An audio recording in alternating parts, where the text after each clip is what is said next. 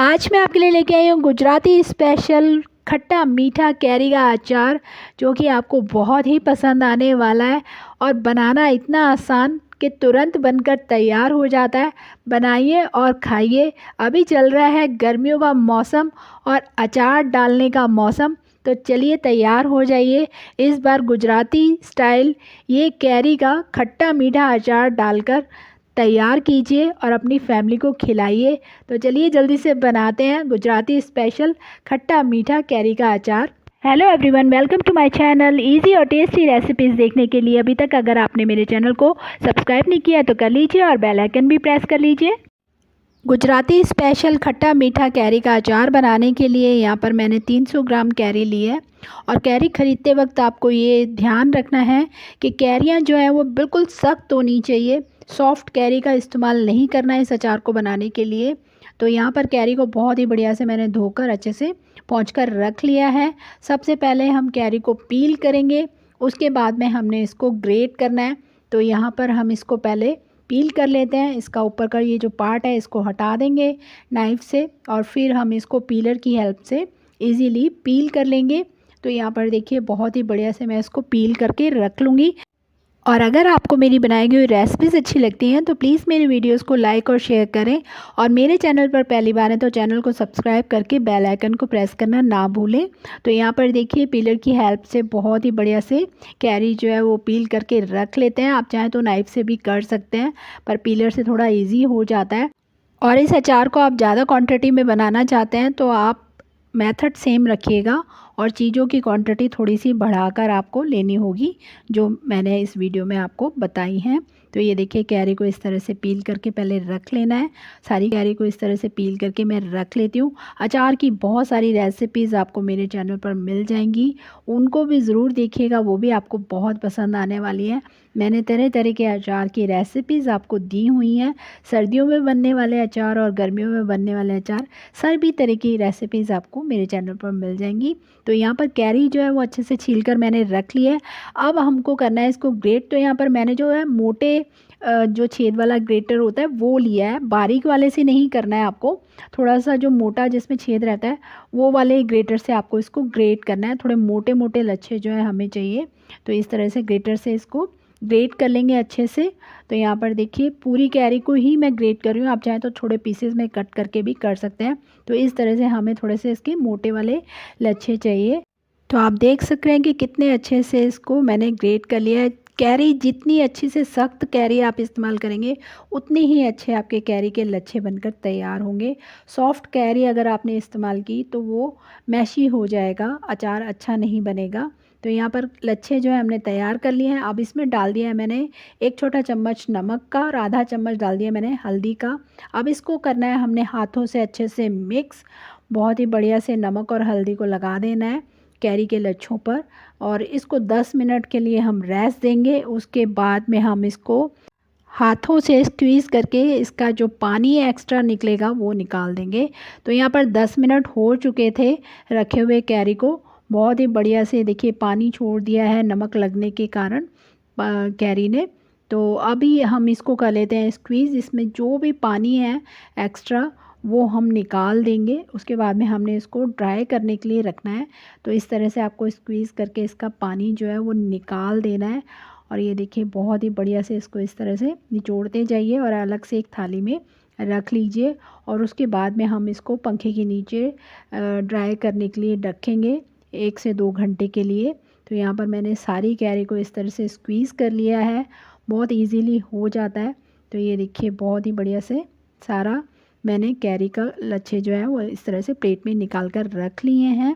और अब चलेंगे हम इसको ड्राई करने के लिए। और आप चाहें तो इसको धूप में भी थोड़ी देर के लिए सुखाकर ड्राई कर सकते हैं। जो इसका एक्स्ट्रा मॉइस्चर है वो हमें निकालना है, बस इतना ही हमें इसको ड्राई करना है। तो मैं तो इसको रूम में ही फ़ैन के नीचे सुखाऊंगी और बाहर नहीं डालूंगी। तो यहाँ पर मैंने डाइनिंग टेबल के ऊपर ही कपड़ा बिछा दिया है, और कपड़ा बिछाकर इसको हम थोड़ा थोड़ा कपड़े पे डाल देंगे और अच्छे से फैला देंगे, जिससे कि ये थोड़े से ड्राई हो जाएं।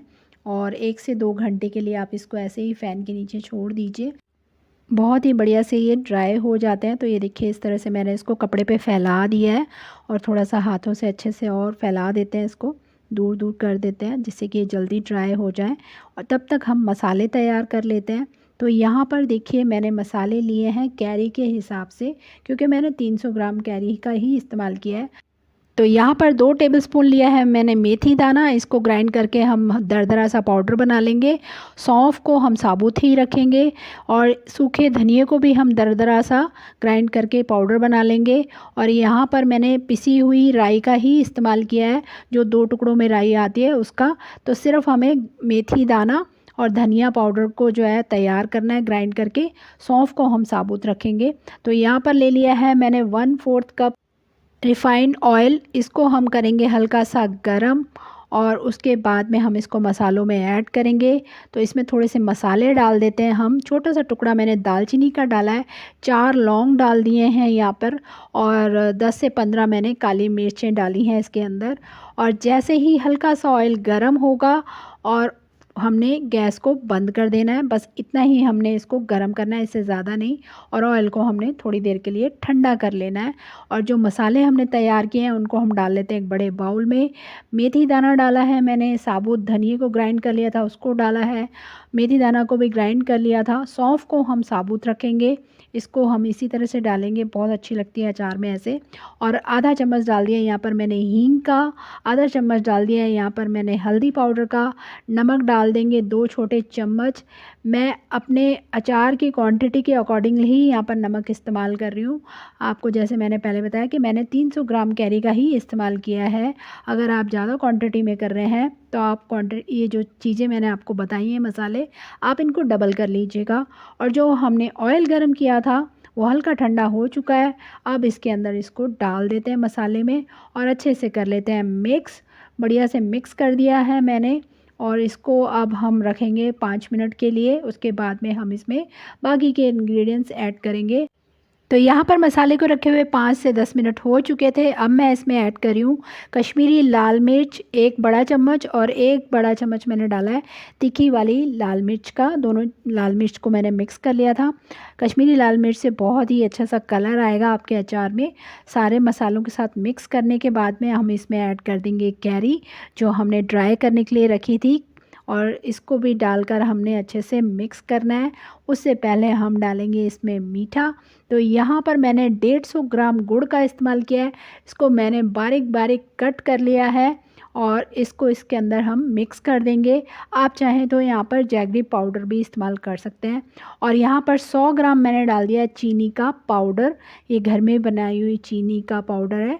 चीनी को मैंने पीस लिया था, इससे मीठा जो है वो बहुत बैलेंस रहता है। तो दोनों चीज़ों को मिक्स करके आपको डालना है। अब इसको हम हाथ से मिक्स करेंगे, जिससे कि हमारे हाथ की गर्मी से गुड़ जो है वो अच्छे से मेल्ट हो जाए जल्दी से, और आपका अचार जो है वो बहुत ही बढ़िया से बनकर तैयार होगा। तो यहाँ पर हाथ से ही मैं अच्छे से इसको मिक्स कर लूँगी। और जैसे जैसे आप इसको मिक्स करते जाएंगे वैसे वैसे गुड़ जो है अपना पानी जो है रिलीज़ करेगा और ये इस तरह से लिक्विडी हो जाएगा। ये देखिए मैंने बहुत बढ़िया से इसको मिक्स करके रख लिया है।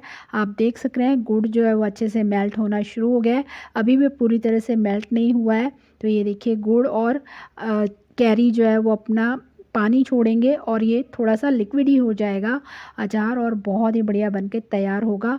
अब इसको हम रात भर के लिए ऐसे ही छोड़ देंगे कवर करके, सुबह हम इनको जार्स में डालेंगे। तो ये देखिए इसको मैंने ऐसे ही छोड़ दिया था रात भर। इसके ऊपर ये देखिए ऑयल आना शुरू हो गया है और इसको कर लेते हैं एक बार अच्छे से और मिक्स, और इसको हम जार में डालकर अच्छे से रख देंगे। अभी कैरी और सॉफ्ट होगी और थोड़ी सी लिक्विडी हो जाएगी। बहुत ही टेस्टी ये खट्टा मीठा अचार बनकर तैयार होता है और आपको बहुत पसंद आने वाला है। और हर साल एक ही तरह का अचार बना बना कर अगर आप खाते हैं तो इस बार गुजराती स्टाइल ये अचार बनाकर खाकर देखिए, आपको बहुत पसंद आने वाला है और आपके खाने का स्वाद भी डबल हो जाएगा। और बच्चों को स्कूल में लंच बॉक्स में दे सकते हैं, उनका तो फेवरेट होने वाला है ये खट्टा मीठा आम का अचार। जल्दी से बनाइए और अपने एक्सपीरियंस मेरे साथ कमेंट बॉक्स में ज़रूर शेयर कीजिएगा। मैं इसी तरह आपके लिए नई नई रेसिपीज़ लेकर आती रहती हूँ और आप मुझे इंस्टाग्राम और फेसबुक पर भी फॉलो कर सकते हैं। और अपनी बनाई हुई रेसिपीज़ की पिक्चर्स क्लिक कर कर आप मेरे इंस्टाग्राम हैंडल पर पोस्ट भी कर सकते हैं। Thank you for watching my videos.